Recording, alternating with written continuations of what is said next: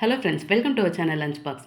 இன்றைக்கி நம்ம ஒரு சூப்பரான லஞ்ச் பாக்ஸ் காம்போ தான் பார்க்க போகிறோம். சிறுகீரை சாதமும் கூடவே ஒரு சூப்பரான வாழைக்காய் 65 தான். இந்த ரெண்டு ரெசிபியும் பார்க்கறதுக்கு முன்னாடி நம்ம சேனலுக்கு ஃபஸ்ட் டைம் வர்றவங்க சேனலை சப்ஸ்கிரைப் பண்ணி பக்கத்தில் பெல் ஐக்கன் அழுத்தி அதில் ஆலையும் டிக் பண்ணிக்கோங்க. சரி, வாங்க நம்ம வீடியோக்கு போகலாம். இந்த சிறுகீரை சாதம் பண்ணுறதுக்கு நான் இன்றைக்கி ஒரு கட்டு சிறுகீரை எடுத்திருக்கேன். நல்ல இலசான கீரை. இதை க்ளீன் பண்ணி வச்சாச்சு. இது நல்லா அலசிட்டு எந்த அளவுக்கு முடியுமோ அந்த அளவுக்கு நல்லா பொடி பொடியாக கட் பண்ணி எடுத்துக்கலாம். நல்ல நைஸாக இருந்தால் ரொம்ப சூப்பராக இருக்கும். இதை அப்படியே வச்சுருவோம். ஒரு பவுலில் ஒரு கப்பு பொன்னி புழுங்கல் அரிசியை சேர்த்து கூடவே அரை கப்பு துவரம்பருப்பு, 1/4 கப்பு பாசிப்பருப்பு சேர்த்து இப்போ எல்லாத்தையும் கழுவி ஒரு 3/4 மணி நேரம் ஊற வச்சுருவோம். இது ஊறின பிறகு அடுப்பில் ஒரு குக்கரை சூடு பண்ணி 4 டேபிள் ஸ்பூன் எண்ணெய் சேர்த்து 1 ஸ்பூன் நெய் சேர்த்துட்டு இப்போ ரெண்டும் நல்லா சூடான பிறகு 1 ஸ்பூன் உளுந்து, 1 ஸ்பூன் சீரகம், 1 ஸ்பூன் கடுகு, 4 நீட்டு காஞ்ச மிளகாய் 2 கிள்ளி போட்டு சேர்த்து கொஞ்சமாக பெருங்காயத்தில் சேர்த்து இப்போ எல்லாத்தையும் நல்லா பொரித்து வாசனை வர்ற அளவுக்கு தாளித்து விட்டுருவோம். இப்போ 1 கப்பு சின்ன வெங்காயம் 2 கட் பண்ணி சேர்த்து 2 டேபிள் ஸ்பூன் பூண்டு நீலவாக்கில் மெலிசாக கட் பண்ணி சேர்த்து எல்லாத்தையும் லைட்டாக கலந்து வதக்கிட்டு ஒரு கொத்து கருவேப்பிலையும் சேர்த்தாச்சு. 2 டேபிள் ஸ்பூன் நல்ல பொடியாக கட் பண்ண பச்சை மிளகாவை சேர்த்து அதையும் நல்லா கலந்து வதக்கி விட்டுருவோம்.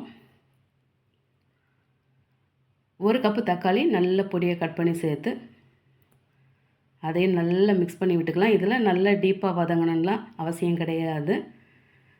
லேசாக வதக்கினா போதும். இப்போ அரை ஸ்பூன் மஞ்சள் தூள், அரை ஸ்பூன் சீரகத்தூள் மட்டும் சேர்த்து இப்போ எல்லாத்தையும் நல்லா கலந்து பரட்டிட்டு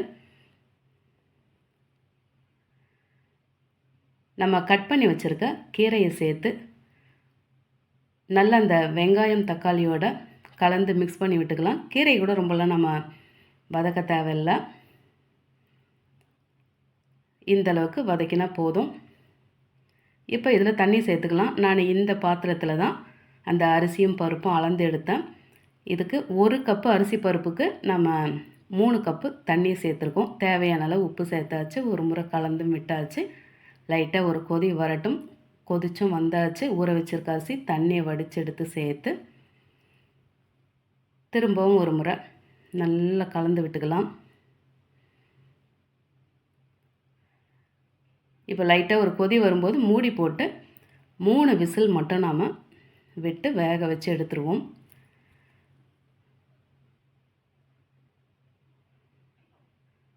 இது அவங்கவுங்க குக்கருக்கு ஏற்ற மாதிரி நீங்கள் விசில் வச்சு எடுங்க. ஒரு சில குக்கருக்கு நிறைய நம்ம விசில் வைக்க வேண்டியிருக்கும். இப்போ 3 விசில் வச்சாச்சு. ஸ்டீம் போன பிறகு நம்ம ஓப்பன் பண்ணி பார்க்குறோம். இந்த அளவுக்கு நல்ல பச்சை பசேல்னு இருக்குது. இப்போ 2 ஸ்பூன் மட்டும் நான் நெய் விட்டுக்கிறேன். நெய் அதிகம் தேவைப்படுறாங்க, இன்னும் கூட ஒரு 2 ஸ்பூன் விட்டுக்கலாம். இப்போ எல்லாத்தையும் ஒன்றா கலந்து எடுத்தோம்னா அதை பாருங்கள், நல்ல சூப்பரான பச்சை பசேல்னு நம்மளோட சிறுகீரை சாதம் ரொம்பவே குயிக்காக அட்டகாசமாக ரெடி ஆகிடுச்சு. கொஞ்சம் கூட அடி எதுவும் பிடிக்கலை. நாம் விட்டு அந்த 3 விசிலும் கரெக்டாக இருந்தது. சேர்த்துருக்க தண்ணி அளவும் கரெக்டாக இருக்குது. இந்த அளவுக்கு தளன்னு இருக்குது. உங்களுக்கு இன்னும் நீங்கள் கொஞ்சம் லேட்டாக வச்சு சாப்பிடுவீங்கன்னு நினச்சிங்கன்னா இன்னும் ஒரு கப்பு கூட தண்ணி எக்ஸ்ட்ரா சேர்த்துக்கலாம். அதுக்கேற்ற மாதிரி வெங்காயம் தக்காளியெல்லாம் சேர்த்துக்கோங்க. இதை இப்போ அப்படியே வச்சுட்டு வாழைக்காய் 65 பார்த்துருவோம்.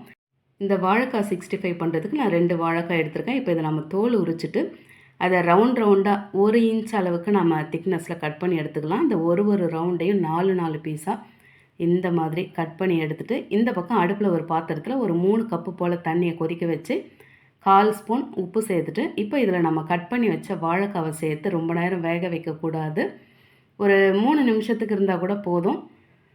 அதை நம்ம கையில் எடுத்து பார்த்தோன்னா அது குழையக்கூடாது, உடஞ்சி வரணும். அந்த மாதிரி இருக்கட்டும். இந்த பாருங்கள், இப்போ எந்த அளவுக்கு நம்ம சுடுதண்ணியில் சேர்த்து வச்சுருக்கோம் அந்த பதம் பார்த்துக்கலாம். இந்த பாருங்கள், கையில் எடுத்தால் இந்த மாதிரி உடஞ்சி வரணும். இப்போ நம்ம இந்த வாழைக்காயெல்லாம் வடித்து ஒரு தட்டில் வச்சுட்டு அதை ஆறின பிறகு நம்ம மசாலா போட்டு மிக்ஸ் பண்ணி எடுத்துக்கலாம். இந்த பக்கம் ஒரு மிக்சிங் பவுலில் அரை கப்பு கடலை மாவு, அரை கப்பு அரிசி மாவு, 2 ஸ்பூன் தனி மிளகாய்த்தூள், 1 ஸ்பூன் காஷ்மீர் மிளகாய்த்தூள், அரை ஸ்பூன் சீரகத்தூள், தேவையான அளவுக்கு பெருங்காயத்தூள் சேர்த்து உப்பும் தேவையான அளவுக்கு சேர்த்து இப்போ எல்லாத்தையும் ட்ரையாக ஒரு முறை மிக்ஸ் பண்ணி விட்டுருவோம். இதில் கார்ன்ஃப்ளவர் எதுவும் சேர்க்க தேவையில்ல.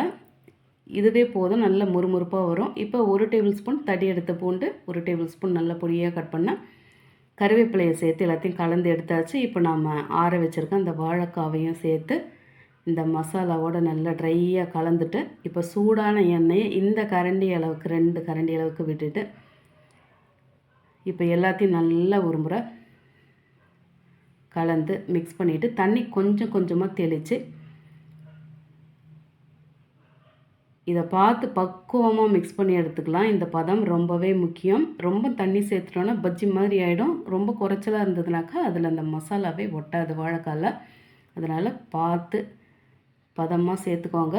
இந்த அளவுக்கு மிக்ஸ் பண்ணியாச்சு. இந்த பக்கம் எண்ணெய் சூடாக இருக்குது. நம்ம கூடுமான வரை ஒரு வாழைக்காவாக சேர்க்க பார்க்கலாம். ஏன்னா மொத்தமாக விட்டுட்டோம்னாக்கா அது எல்லாம் ஒட்டிக்கிச்சுனாக்கா அதுக்கப்புறம் தனியாக எடுக்கும்போது இந்த மசாலாவோட ஒன்றா சேர்ந்து வந்துடும்.